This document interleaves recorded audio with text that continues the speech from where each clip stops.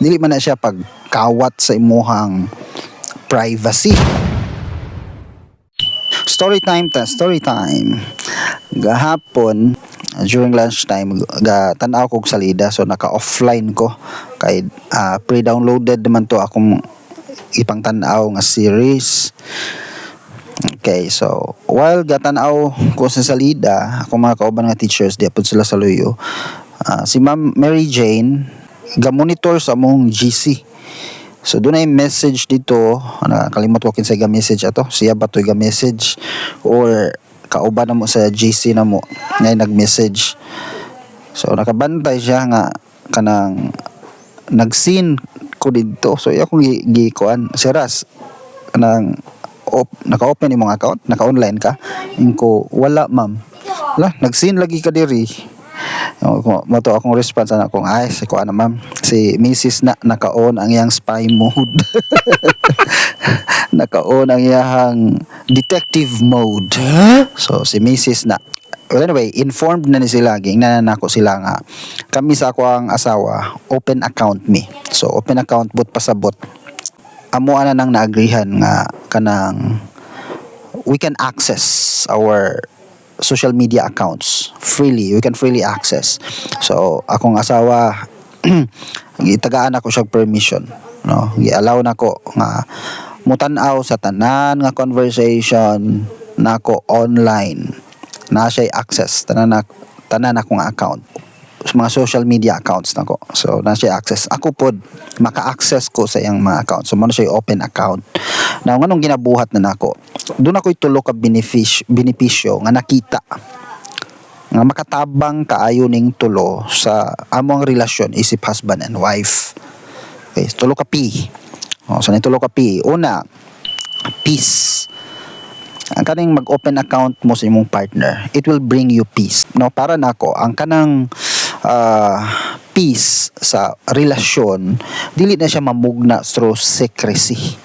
Di na siya mamugna pinagig sekreto-sekreto, tago-tago. No, it is created. It can be created. Peace can be created through transparency. Kung transparent mo sa usag-usa, wala na'y lugar pa sa pagduda. Wala na'y mga hidden questions nga moabot mo santop sa huna-huna. Through that, you are not giving your partner a reason to question your integrity. No, wala na, kay open naman. No, she can access your account, makabasa siya sa mga messages dira. Ikaduha pod, prevention. No, prevention and protection. So tulutan na, no, peace, prevention and protection. So prevention siya, tungod kay dunay open access ang ako ang partner sa mga convo nako online, ma-prevent, no, on the other hand pod, ang mga tao pod nga kanang nag-surround nako, no, mga workmates, no, gina-inform po nako sila nga ops, open account ba mi ni Mrs. ha, any conversation nako sa atong GC or mga personal messages ninyo sa ako mabasa na ni Mrs. So it will prevent kanang mga flirting messages. So ma-prevent ang relasyon nga illegal. Nganuman diha palang daan kanang dunay reservation ang tao nga mo message nimo og inappropriate messages or flirting messages. Ako pod, no, on the other hand, di ko magpataka because I know akong partner pwede kaayong makabasa, makamonitor sa mga conversation ako online, sa akong mga social media accounts, no, cellphone. So no, advantageous kaayo ang open access or open account. So prevention siya, no, sa both partners og sa mga tao nga nag-surround sa imuha. Kay unta kay bawo sa nani atong dagway. Magagnaw ngay.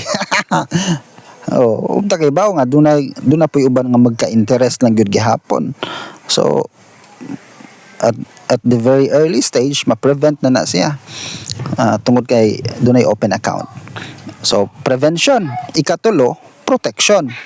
Tungod kay na-prevent nimo ang dili maayo nga possible relationship nga ma-create through social media. So your relationship will be protected, diba? Ma-preserve ang inyong relationship, you will be protected. Another thing, protection siya kay wala ta kay there will be intruders sa inyong relationship, no, mga outside nga party nga pwedeng mudaot sa imong pagkatao, mo-atake nimo sa through social media, online, or mga private messages.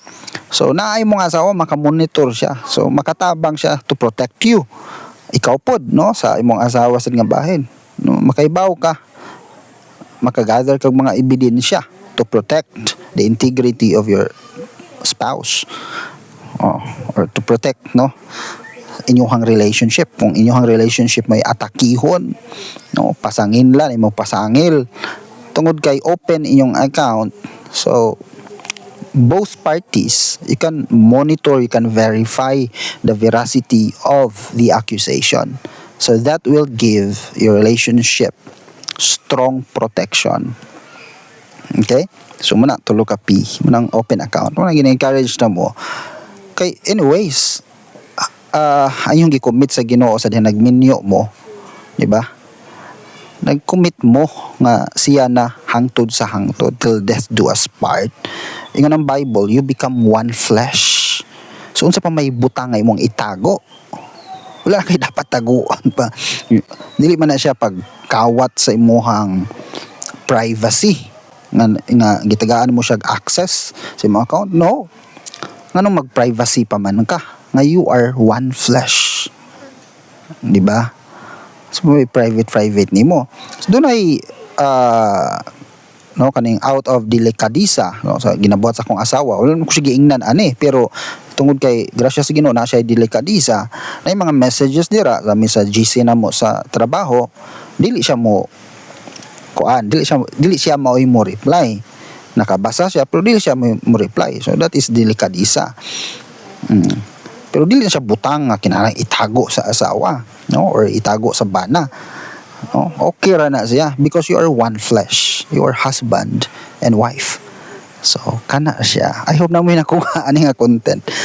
Paniod to mirong taod-taod. So share lang ko gamay. Mao ra to siya, daghang salamat, maayong hapon. Kung nakuha gikan ani nga content, please feel free to follow and share. Thank you and God bless.